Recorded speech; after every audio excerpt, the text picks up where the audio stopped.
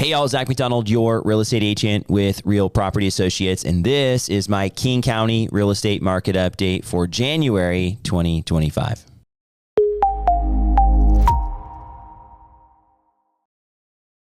Welcome back, everyone. I hope you all had a great Christmas and start to the new year. We are going to jump right into the stats here for King County over the past month. And I'll also treat this as a little bit of an annual recap as we have really good year-over-year data right now, right? We have last year, end of the year, all the way till the end of this year. So this is kind of the perfect month to do a little bit of a recap. As we wrapped up the month, last month, we ended the year 4% up year-over-year. So $884 was the median sales price in King County, down quite a bit from the $945, $258 median sales price last month. Not super concerning to me. I don't think that's a big adjustment in market value. It's just less houses selling, different houses closing, things like that. I think average sales price 6.2% up from the previous year as we wrapped up the year here, $1,182,025.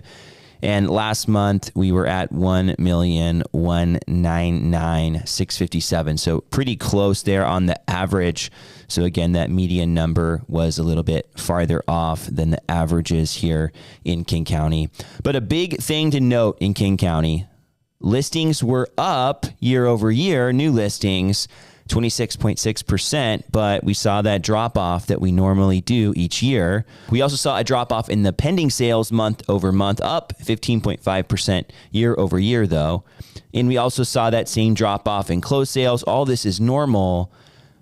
But what happened is we saw more closed sales, significantly, twice as many almost, in fact, than we did new listings. And so we saw the amount of houses available shrink. December is great for this, but it also encourages a more competitive housing market heading into 2025. So we saw the supply drop from 1.4 months to 1 month of supply in King County.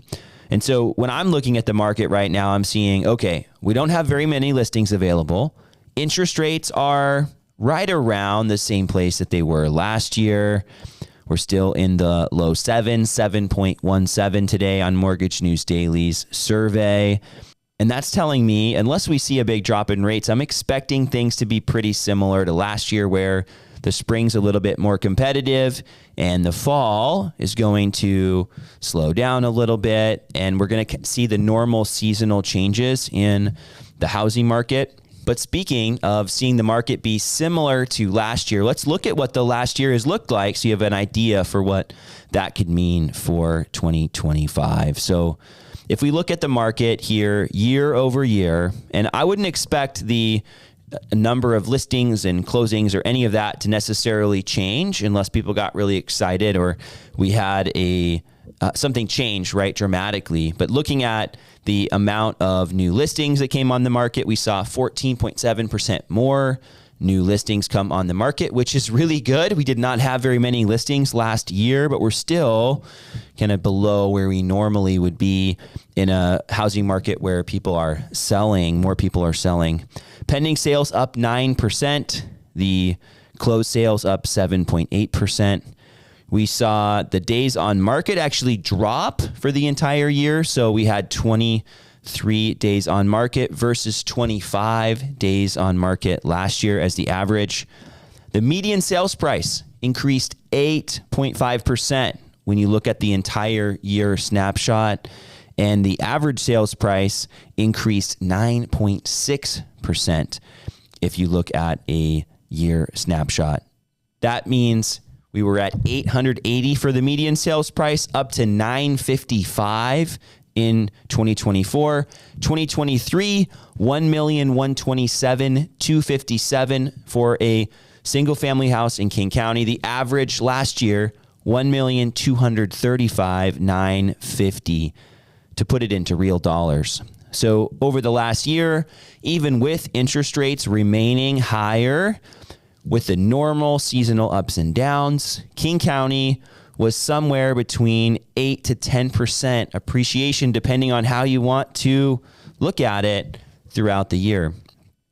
And so if we're going to see something similar to that, you can just add, let's just add 8%, right, to the prices by this time next year. I don't know if that sounds super exciting if you're buying, and that's where the encouragement to buy sooner rather than later is. The other thing, if you're a buyer, right, this is for buyers, the spring is typically the hottest time of the year to buy. And when you look at the summer and the fall, there are going to be new prices set. Prices are going to be higher in the spring than they are right now. I can almost guarantee it, but they will taper off. And we saw that last year in the King and Snohomish County market, where you see the peaks and then you see the drop off as we hit the fall. And that's just a normal ebb and flow of the market.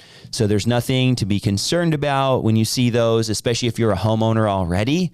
It's part of the cyclical nature of real estate in the market. But you want to see a trend upwards, which is what we have seen here since the correction that we had, massive correction back in 2022. If you have questions, though, about what's going to be happening in the market over the next year, if you have questions about your individual situation, how this information affects you, please feel free to reach out. And if you want to see more content like this and follow along on a regular basis, please subscribe to the channel.